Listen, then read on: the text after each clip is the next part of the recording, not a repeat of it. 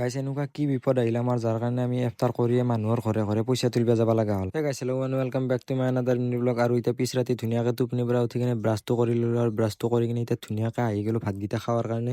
আৰু গাইছ মোৰ যি ৰকমে গেষ্টিক উঠি আছে একেদিন, সেইকাৰণে পিছ ৰাতি দুটামান ভাত খাইছোঁ, মানে খাবা নোৱাৰি, তথাপিতো আৰু উপায় নাই, খাবাতো লাগিবই, দিনটো লগান থাকিম যিহেতুকে। আৰু গাইছ এতিয়া ধুনীয়াকৈ কলেজত যাবৰ কাৰণে ৰেডি হৈ গ'লো। আৰু গাইছ এতিয়া কলেজৰ পৰা আহিলোঁ, বাপৰে ভাগাৰে লাগছি, কি ক'ব ইমান ভাগাৰ লাগে।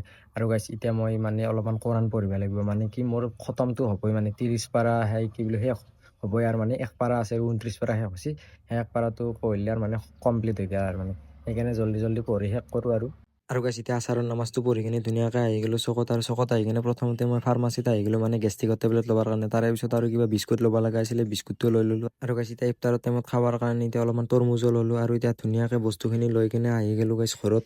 আৰু গাইছ এতিয়া লাহেকৈ ইফতাৰৰ টাইম হ'বই, সেইকাৰণে ধুনীয়াকৈ জগালটো আগত উলিয়াই লৈছোঁ। আৰু গাইছ এতিয়া ইফতাৰটো কৰি উঠিকে মানে খেজুৰটো খাই উঠি কিনে এটা গেষ্টিকৰ টেবলেট খাই দিওঁ মানে।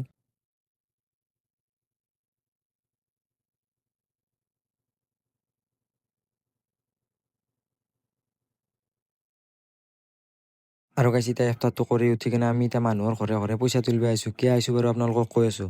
গাইজ এটা ডাঙৰ কথা হ'ল, মানে বৰ দুখৰ বিষয় যে আমাৰ অলপ আগত মানে ইফতাৰৰ আগে আগে আমাৰ ট্ৰেন্সফৰ্মাৰটো হিলে গৈছে, জ্বলি গ'ল মানে। এতিয়া গতিকে আমি তাৰে কাৰণে এতিয়া ব্যৱস্থা কৰি আছোঁ। আমি আমাৰ ইলেক্ট্ৰিচিটি অফিচতো গ'লোঁ, গতিকে অলপ লাগালাগি কৰি আছোঁ। আৰু তাৰে কাৰণে আমাৰ পইচাৰ খৰচ আছে না, সেইকাৰণে আমি অলপ পইচা তুলি আছোঁ।